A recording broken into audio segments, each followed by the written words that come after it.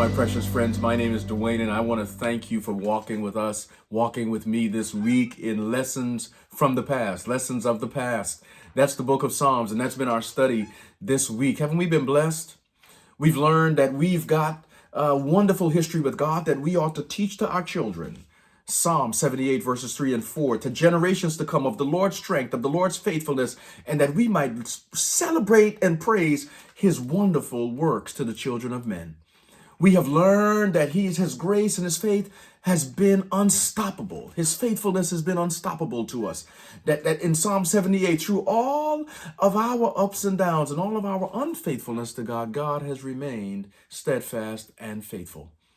Psalm 106 taught us that we have a covenantal relationship with him, that God continues. Psalm 105 and 106, really, 105 and 106 teach us that God's faithfulness has been linked in salvation history to his patriarchs, to those who have punctuated his faithfulness to Abraham, his faithfulness to Isaac and to Jacob, to Moses, and that we are the covenantal fruit of that faithful relationship, that God has continued to keep his promises, and we are proof that he has done that he has been a good God and that he will not fail us in our time of need.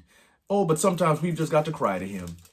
We learned that this week, that we can cry to him and he will come back, that he will restore, that he will not abandon us forever. Psalm 106, that he loves us and wants the very best for us. And then Psalm 80 taught us that we are a special vine, that God has uprooted his people out of Egypt and planted them in the promised land. And by the way, that vine, the spiritual vine that we have been grafted in, that's who we are today. Those who have been grafted in to the family of God, that vine still grows, it still flourishes, but it flourishes when we obey and when we worship God and when we honor God as the only God, the supreme God in our existence. That's the end of the week right there. The supremacy of the Lord in history, Psalm 135. And I don't know about you, that psalm blessed me. It caused me to praise once again the name of God. God is dispensing in that psalm with any talk about his people's mess, any talk about their weaknesses. The Bible is saying in that psalm, in no uncertain times, God has done it. Not only has he called out his people, he has sustained his people. He has watched over his people. He has protected his people. He has kept his people. And now he wants to continue to finish salvation history with those of us today who live in the very presence of God. That's good news. Can you believe it? After all we have done, God says, I'm not giving up. I'm not giving up on my people. I still love them. And I still got, I got it. I still have more history to write. I've still got some things yet to do.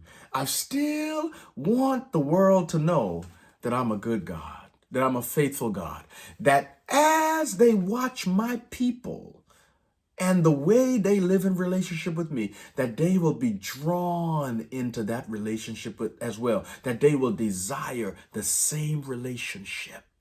The blessings of God, the faithfulness of God is not just so we can consume it upon our lust. It is so that others will know the God that we serve. May God bless you. May God bless you. May God bless you real good. Praise his name. Be faithful.